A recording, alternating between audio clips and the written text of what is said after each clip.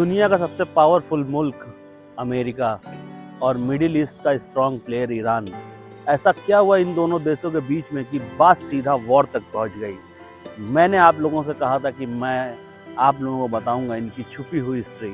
आज हम लोग उस टॉपिक पे बात करते हैं, अमेरिका और ईरान।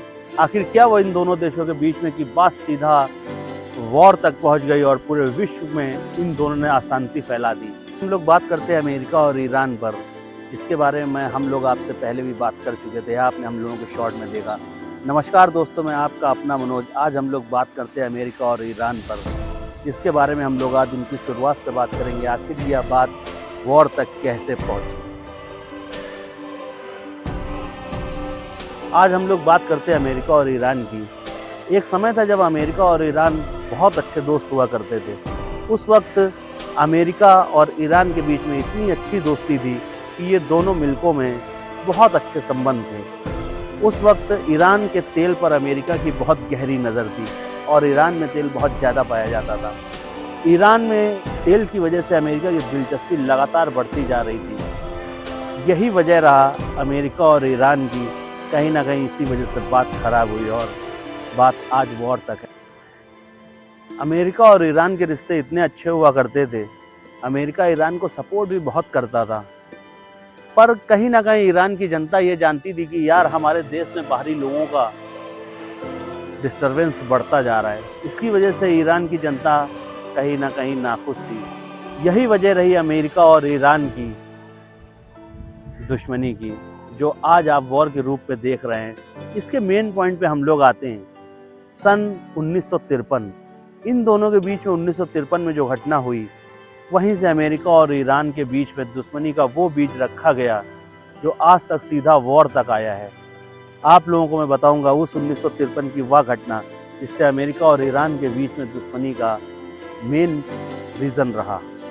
बात है सन 1953 की, जब अमेरिका और ब्रिटेन ने मिल करके ईरान में एक ऐसा काम किया जिसकी वजह से ईरान में पूरा का पूरा सरकार का तख्ता पलट ही कर दिया।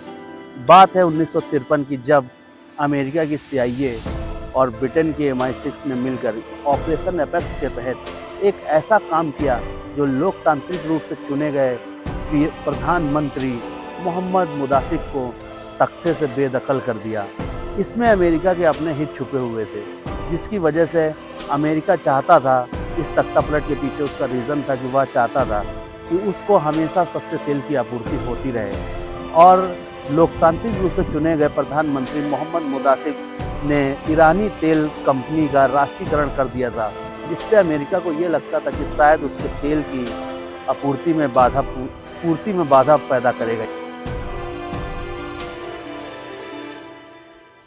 सन 1953 के तख्ता पलट के बाद मोहम्मद रजा पहलवी ने ईरान में एक तानाशाह के रूप में शासन ज्वाइन कर लिया। यह तानाशाह सन 1989 तक एक तानाशाह के रूप में कार्यरत रहा।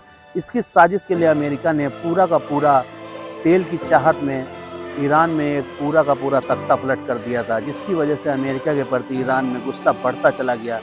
लेकिन जो मोहम्मद रजा पहलवी ने अमेरिका के कहने पर जो सत्ता ज्वाइन की थी, वो ईरान में जब तक इस्लामिक क्रांति नहीं हुई तब तक उन्होंने एक तानाशाह के रूप में अपना कार्यकाल जारी रखा। इसका फ़ायदा अमेरिका को मिलता रहा कि उसे सस्ते रेटों पर तेल उपलब्ध रहा हमेशा के लिए, जब तक मोहम्मद रजा पहलवी ईरानी क्रांति के द्वारा उनको सत्ता से बेदखल नहीं कर दिया गया।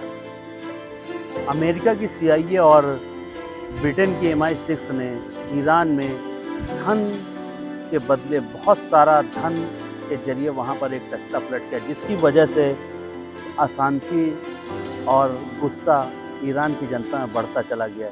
इस साजिश के तहत अमेरिका और ईरान के बीच दुश्मनी का वो नींव रखी गई जो आज तक अमेरिका और ईरान में वॉर के रूप में आप देख रहे हैं। सन 2026 में इस घटना का ईरान में बहुत ज़्यादा प्रभाव पड़ा, जो आज तक उस प्रभाव को देखते हैं। इस घटना को ईरान में आज भी एक अविश्वास के रूप में देखा जाता है।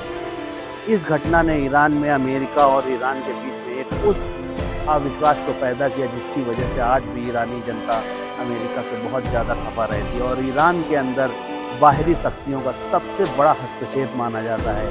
ईरान ने अमेरिका को इसके बाद ग्रेट शैतान का स्लोगन भी दिया, जो कि आप इंटरनेट पर पढ़ सकते हैं। बहुत सारी चीज़ों को इसमें बताया गया कि ईरान और अमेरिका की यह सारी जानकारी इंटरनेट से ली गई है। कृपया शेयर करिएगा मेरे नेक्स्ट पार्ट के लिए, शेयर करिएगा, सब्सक्राइब करिएगा। इसके आगे और आज 2026 तक मैं आपको इसकी पूरी की पूरी सीरीज़ बना के दूँगा।